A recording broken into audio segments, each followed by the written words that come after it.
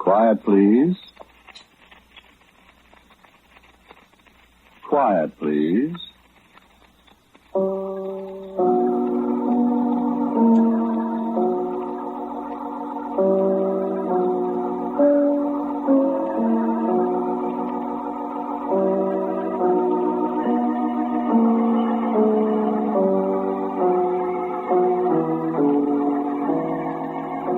American Broadcasting Company presents Quiet Please, which is written and directed by Wyllis Cooper and which features Ernest Chappell. Quiet Please for today is called Meet John Smith. John.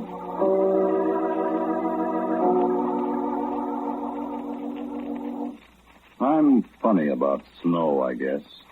Yeah, I get sentimental about it. I get silly about it, the way some people get about pussy willows and forsythia in the springtime, or the way you get about kids or dogs or Siamese cats. You know. I was looking at the Post the other day, and there were some pictures of the fighting in the Bulge. When was it? 4 years ago, Christmas time? Soldiers wearing white sheets over them, tanks painted white, the snow sifting down, the little pine trees piled thick with it. Yeah, I thought how awful fellas having to fight and kill each other at Christmas time in the snow. Yeah, blood on the snow. There oughtn't to be blood on the snow. Snow's kind of, all right, sacred. I always thought ever since I was a kid, I hope it's snowing when I die. You ever feel that way? Snow. Peaceful snow. Yeah, it's the only thing on this earth, that's really eternal. It's always here.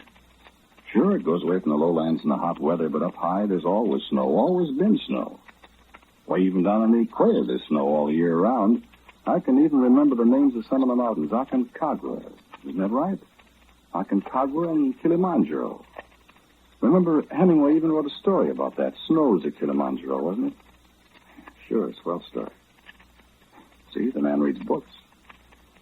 But I was talking about snow, about how I'd always hoped it'd be snowing when I die.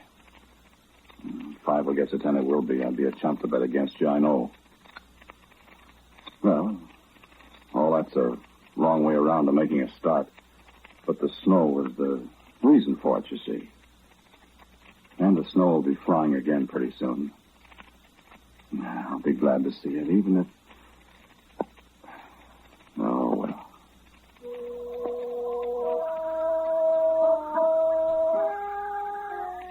It was New Year's Day, 1939.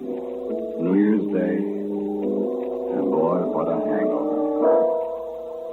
Lucille and I had some people in for New Year's Eve. We had a lot of champagne. They brought a lot of champagne. Somebody brought some other stuff. You ever try avocat? Avocat, it's a Holland Dutch concoction. It's kind of a custard.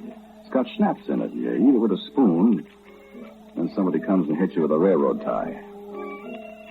Johnny King had a kind of vodka I never heard about. Zubravka, I think it's called. It's got an infusion of buffalo grass, whatever that is, in it. Yeah, it tastes wonderful, kind of like tobacco.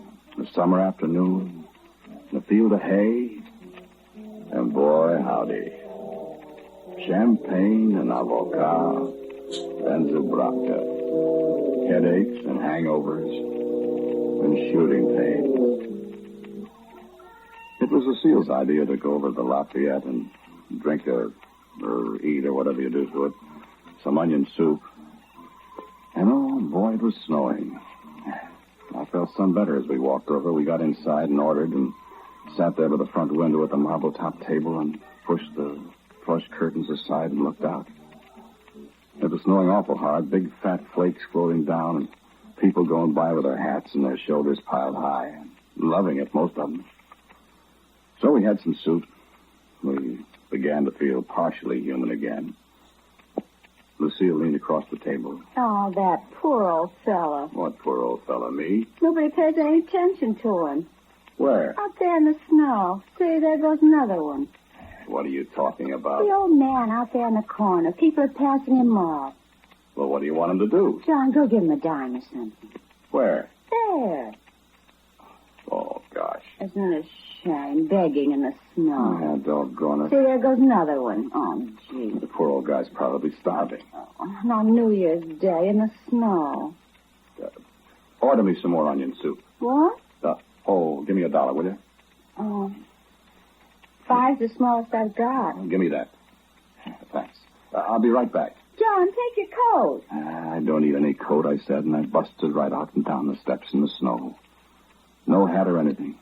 And I called to the poor old fella. Hey, I called. Hey, Bud. Me, mister? Yeah. Mister, have you got a dime? I'll tell you what, I'm about frozen. It's New Year's Day and... Here. Oh, my gosh, mister. Go get something to eat, Bud. Find yourself someplace to sleep and get warm. Oh, gosh, a fin. It's all right. New Year's present from my wife and me. Wife? Waving at you there in the window. Oh. Oh, thank you, Mom. Thank you, Mom. Thank you ever so much. Yes, Mom. Thank you. God bless you, Mom. God bless you, too, mister. Yeah, it's all right. We all have tough luck. Happy New Year's. Same to you, mister. Gosh, it's been a long time since anybody said that to me. Yeah, your wife's tapping on the window. She wants you to come in before you catch your death of cold. Oh, yeah. Well, good luck, Bud. Hey, mister. What's your name? Yeah, what difference does that make? Go get something to eat. Why, I was just thinking I could walk over to Grace Church and I could say a prayer for you, sir. I was going to pray anyway, and... Thanks, partner. My name's John Smith. It is? Well, what do you know about that? What? That's my name, too. John Smith.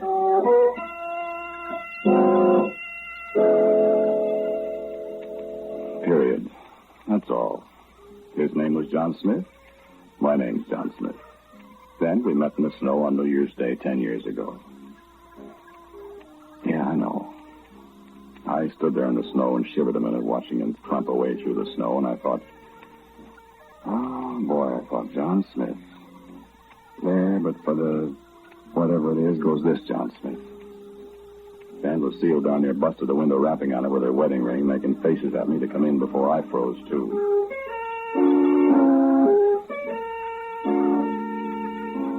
Well, so New Year's Day in 1939 was on a Sunday. That made Monday the holiday, and I didn't have to work.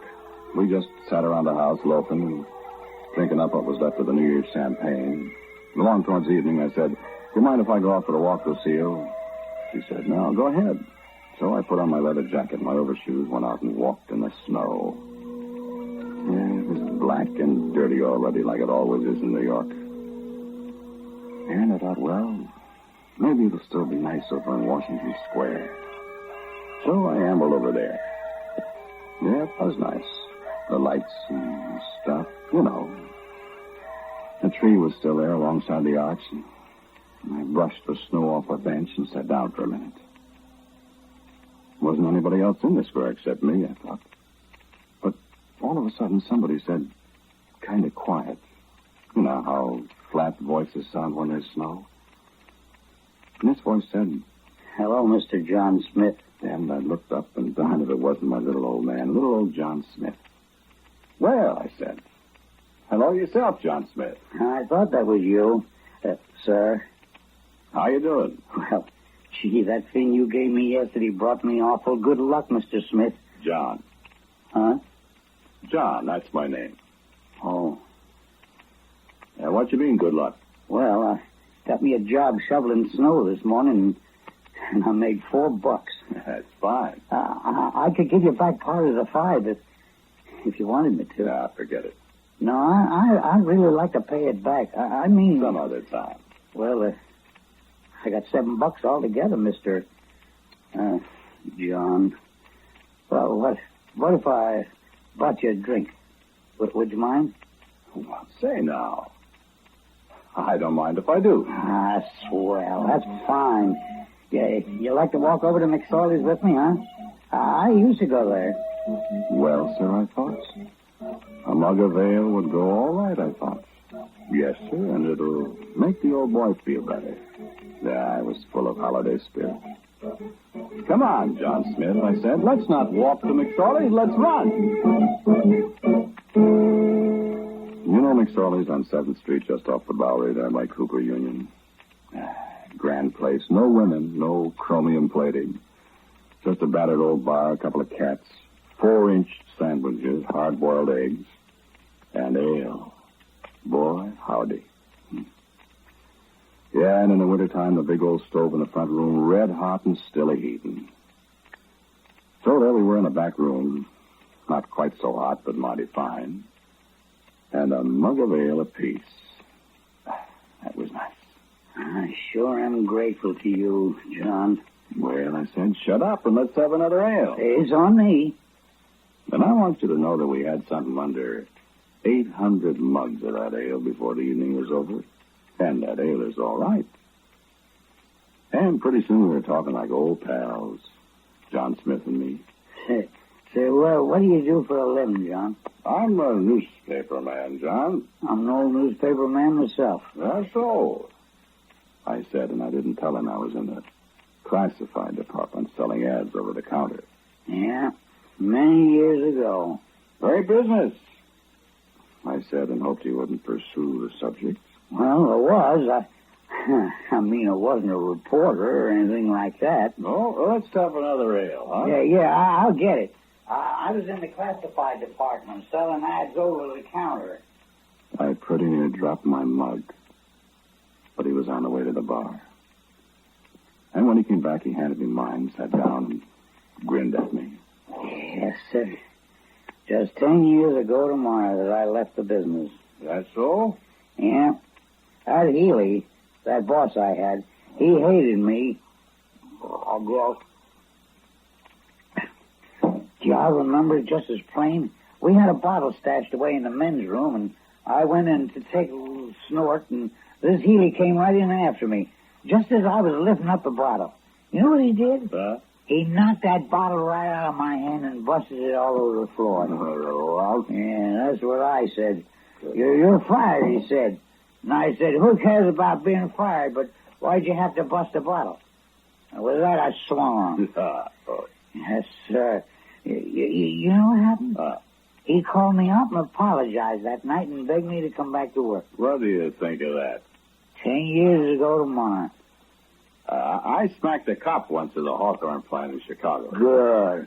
Say, I did that once, too, in Akron, I Ohio. was smoking in the yard, and he came up on his bicycle and called me out of my name. I knocked him right off his bike. This cop I hit had a bike, too. That's funny. I remember so well. It was my birthday. I was 22 years old, 1923, April 2nd. I was 22 years old, too. Only it was in 1913. It was in April, too, I think. Coincidence, huh? Coincidence. Yeah. I used to have an awful temper. Yeah, me too, blazing. Bad. Yeah. So you're a newspaper man? Well, once. Small. Well, maybe. Say, John, you want me to get you a job? I could do it. No. Thanks, John. I'm laying low for a while. I don't want any publicity. Okay. Any time, though. Thanks. Say, I ever tell you about the time I was a newspaper man? No, that was me. No, me. I got fired. I ain't got fired yet. But I didn't have long to wait. Some of the boys kept the bottle stashed away in the men's room at the office, and Tuesday morning I slipped in there just to take a little snort. Miss Callahan came right in after me just as I was lifting up the bottle. You know what he did? He knocked that bottle right out of my hand and busted it all over the floor. You're fired, he says. I says, who cares about being fired? Why'd you have to bust the bottle? With that, I swung on him. Heard that before? Yeah, so had I. 10 years after it happened to John Smith, it happened to John Smith. Yeah, I felt pretty low about it. But I got a funny thought in the back of my mind. What was it John Smith had said to me? What happened? He called me up and apologized that night and begged me to come back to work. All right, it was silly. But I decided I wouldn't tell Lucille right away. I sat alongside the telephone till 11 o'clock, waiting for a call. And the phone didn't ring once.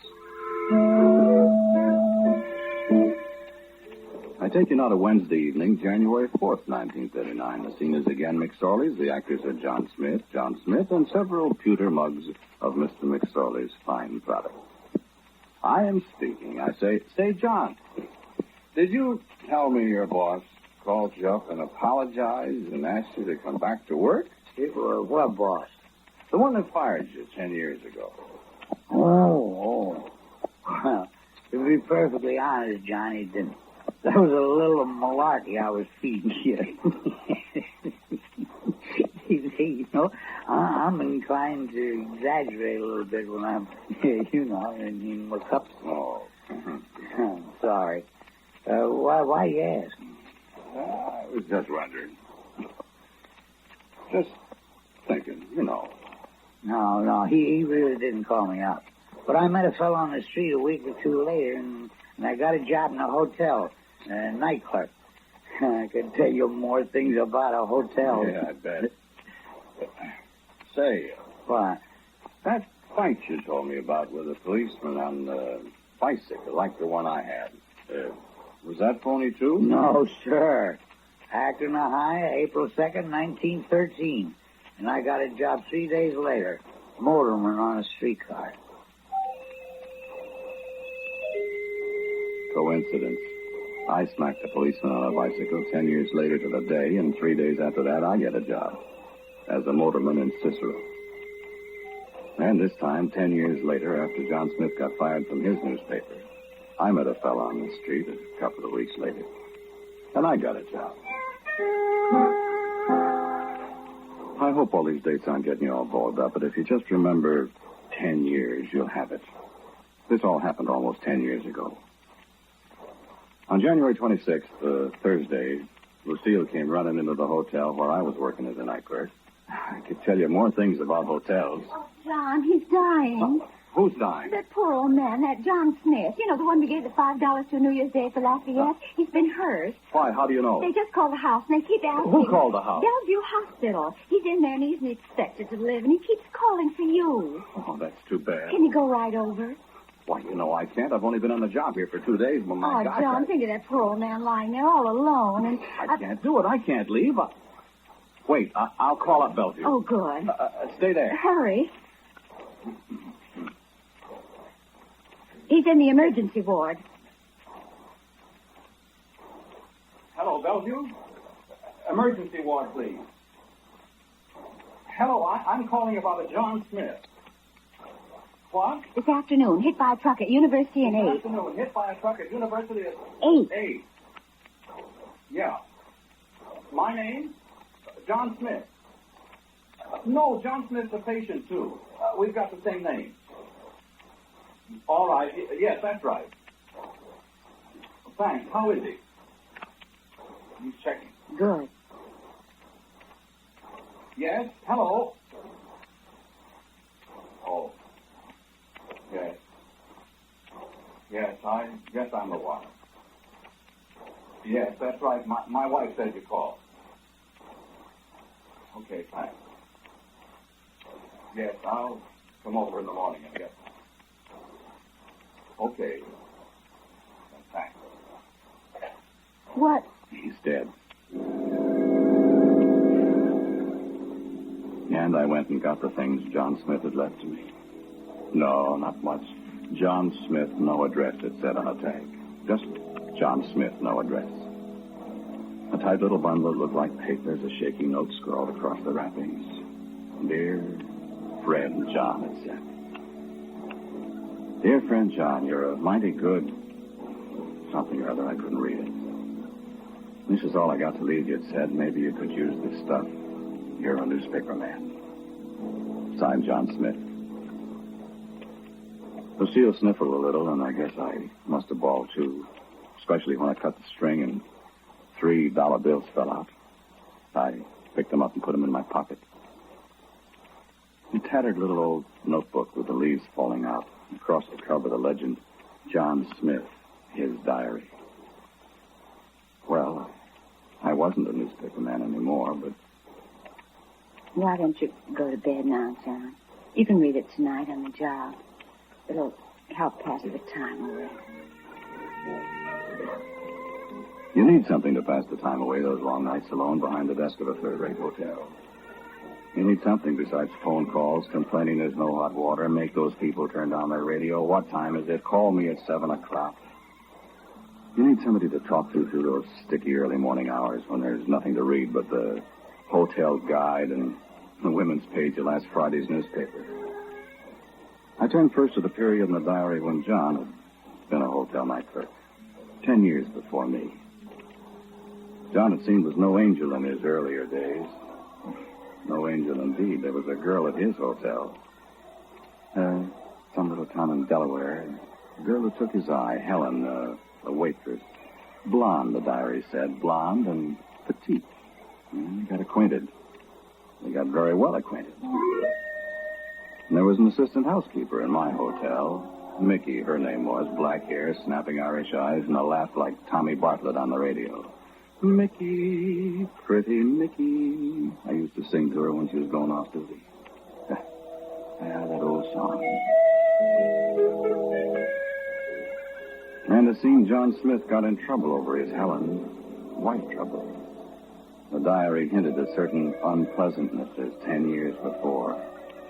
But John in his diary always insisted righteously that he loved his wife. I love Grace. One paragraph read. This is only a passing fancy. Helen is a lovely girl, but I love Grace. Well, I love Lucille. I must ignore this whole romance, I thought sleepily. I put my arms down on the switchboard, laid my head on them, and dropped off to sleep. And woke up with Mickey standing at the counter laughing at me. Hey, wake up and go home to your wife, she said. It's morning and I got work to do.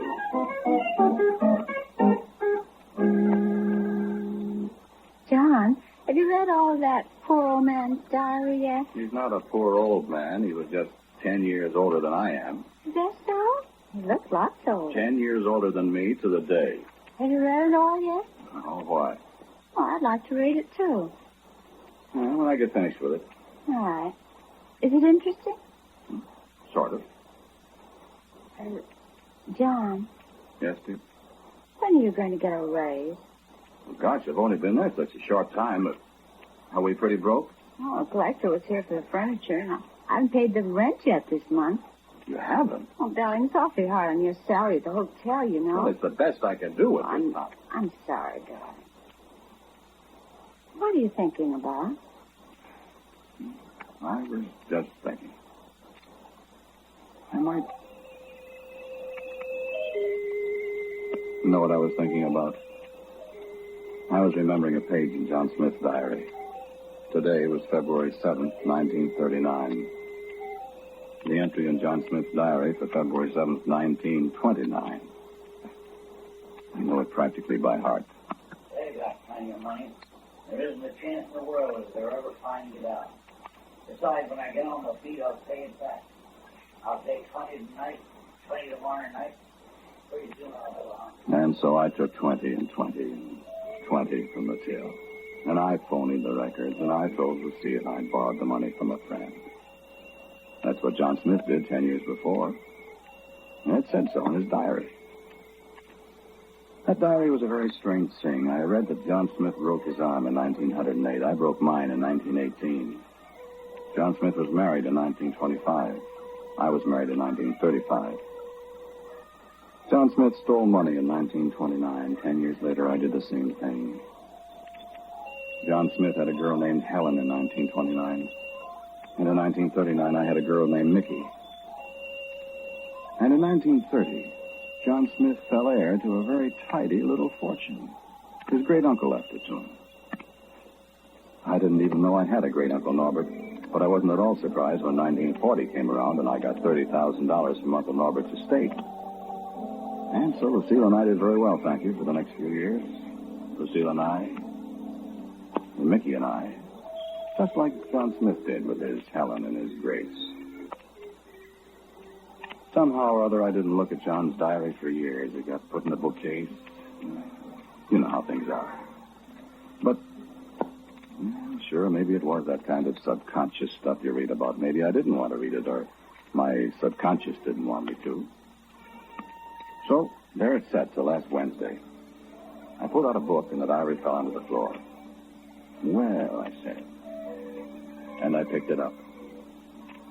I turned to the back of the diary, 1938, 10 years ago. And before I knew it, I was engrossed in John's account of how Grace had found out about Helen and what happened. And the door opened and Lucille stormed in. Well, you and your girlfriend, Mickey. Mickey? What are you talking about? Don't try to stall me. I know all about her and about you and you. Lucille, listen. Don't try to deny it. I know all about it. I'm going to fix you. What are you going to do? I'm going to call the newspapers. I'll show you. Put that phone down. Yeah, I'll show you. I'll tell everybody in town. I'll divorce you. Put that phone down. I will not. Lucille. Get away from me. I'll kick you. Give me that phone. Hello? Hello?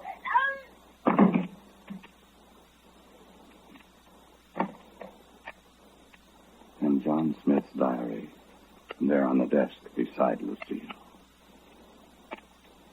I tried to get the phone away from Grace, but I couldn't for a minute. And then I hit her with a desk lamp And the date was September 29th, 1938.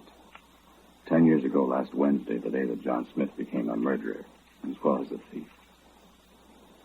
And me, yes, I took the diary away with me. If anybody found it, well, they haven't found me yet.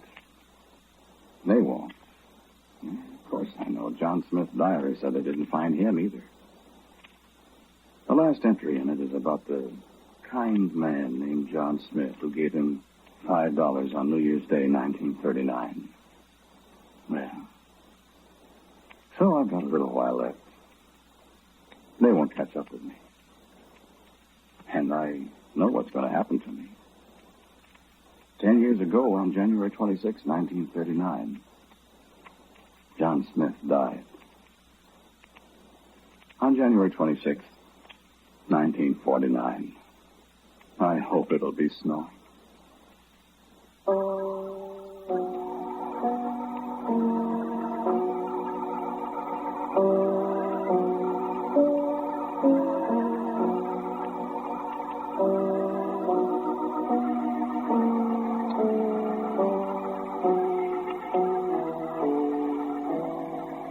The title of today's Quiet Please story was Meet John Smith, John.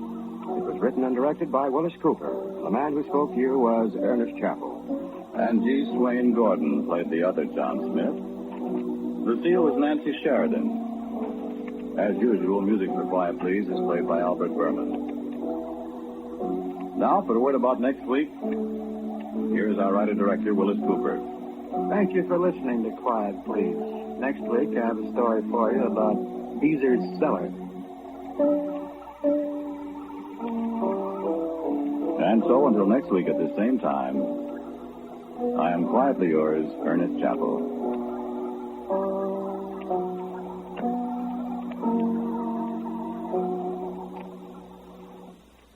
And now a listening reminder. The dramatic battle between law enforcement agencies and the underworld continues on David Harding Counter Spy, which you can hear over your ABC station this afternoon. This is ABC, the American Broadcasting Company. WJZ, New York's first station. WJZ AM and FM.